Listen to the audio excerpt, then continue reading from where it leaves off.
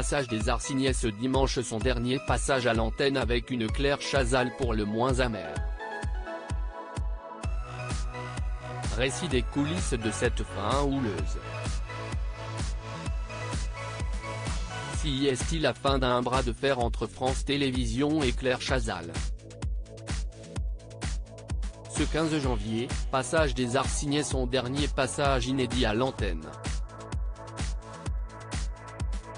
Littérature, musique, comédie. Le magazine, dont le principe était de recevoir des personnalités en lien avec l'actualité culturelle et artistique durant 25 minutes, existait depuis 2019. Mais, faute d'audience, le destin du magazine a été scellé fin 2022, au grand regret de son animatrice. L'ancienne star du JT n'avait alors pas caché son choc, si est-il brutal. Et si est-il un grand sentiment d'injustice. Je n'ai absolument pas vu le coup venir. J'ai défendu la qualité de l'émission, son contenu, la variété de sa programmation à la fois populaire et exigeante, mais ce n'était pas négociable. Une amertume sans doute perceptible à la façon dont Claire Chazal a clôturé l'aventure de l'émission.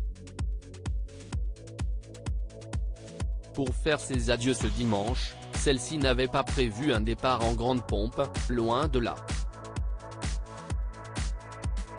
Tout juste s'est-elle fendue d'un sobre merci à vous de nous avoir suivis dans ces passages des arts qui nous permettaient de vous retrouver chaque dimanche soir sur France 2. Merci beaucoup. Audience insuffisante et intervention d'une centaine de personnalités ce dimanche, Le Parisien entendait raconter les coulisses de la fin houleuse de cette émission.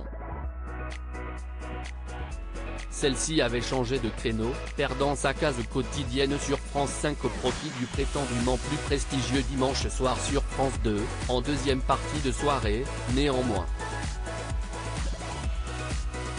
Une case qui ne lui a pas réussi. Les audiences peinent alors à décoller et ne le feront jamais, indique le quotidien francilien qui rappelle que tous les numéros diffusés ont rassemblé en moyenne 350 000 téléspectateurs.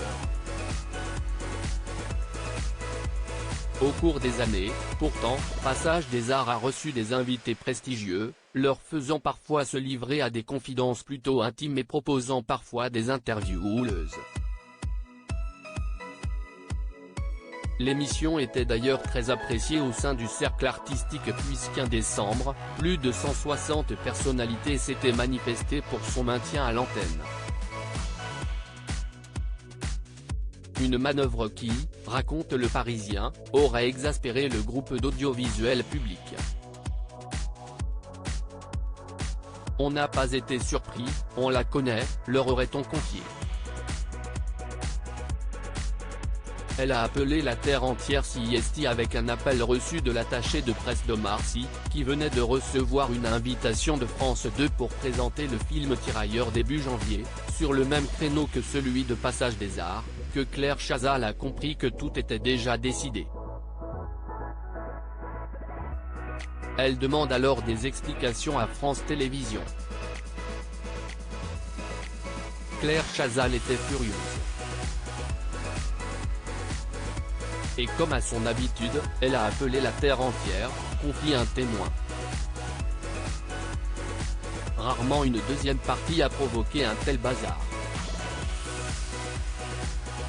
L'ancienne présentatrice du journal aurait même appelé son ami Michel Field pour obtenir un appui, en vain.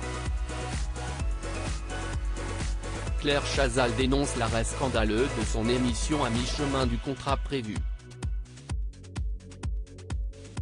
Une proche explique, si est une femme assez droite, elle aime qu'on tienne parole. De son côté, un producteur ironise, cela ne l'avait pas dérangé de piquer les rênes du magazine Entrée libre en plein milieu de la saison à Laurent Goumard qui a dû lui laisser son fauteuil. Tension à leur paroxysme entre la journaliste et France 2. En attendant, Pierre Lescure va reprendre le créneau horaire avec un nouveau format hebdomadaire consacré au cinéma. À lire aussi C'est brutal, Claire Chazal annonce l'arrêt de son émission, elle dézingue la direction de la chaîne et remet en cause son avenir sur France Télévisions.